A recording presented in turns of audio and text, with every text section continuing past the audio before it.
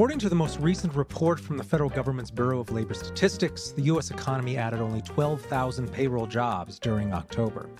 This was the smallest month-to-month employment gain in nearly 4 years. Moreover, total private jobs fell in October by 28,000. This is the worst employment report since 2020, and it reflects an overall downward trend in employment growth since 2022.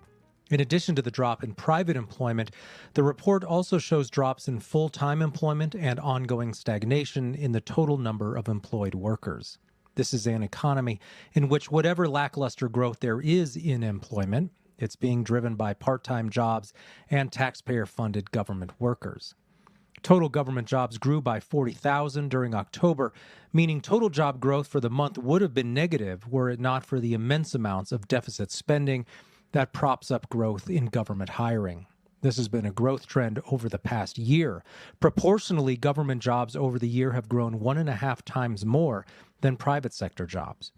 For most of the past year, however, there were, at least according to the BLS's establishment survey, some gains in private employment, but that wasn't the case in October, meaning private employment fell in October for the first time in 46 months. But 12,000 more people had jobs in October than in September, right? Not quite. That number comes out of the so-called establishment survey, which counts only jobs, but not employed workers. According to the federal government's other employment survey, the household survey, the total number of employed workers in the United States fell in October, month over month, by 368,000. Over time, this has led to stagnation in total employment in the household survey numbers. Over the past 18 months, total employed workers has gone nowhere, and as of October, there are 370,000 fewer employed workers in the U.S. than there were 11 months ago. Yet, over this period, total jobs in the establishment survey has grown by more than 2 million jobs. So why are there job gains in one survey but not in the other?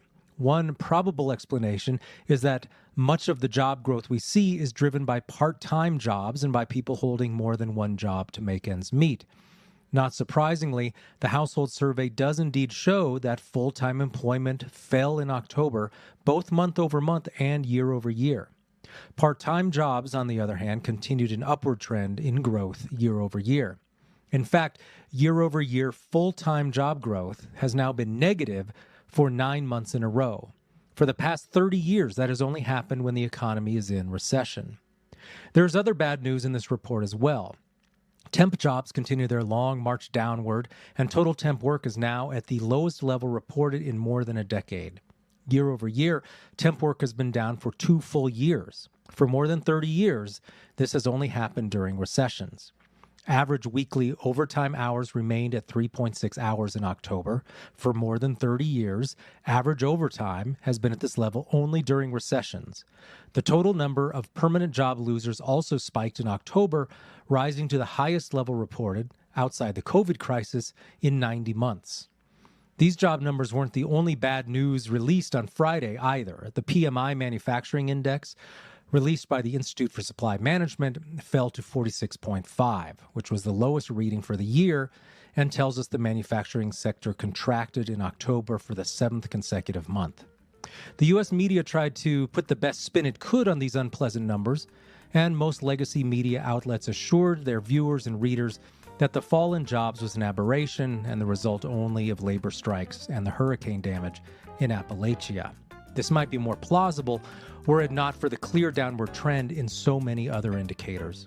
More realistically, it looks like whoever is declared the president this week will have a lot of bad economic news to deal with in the near future.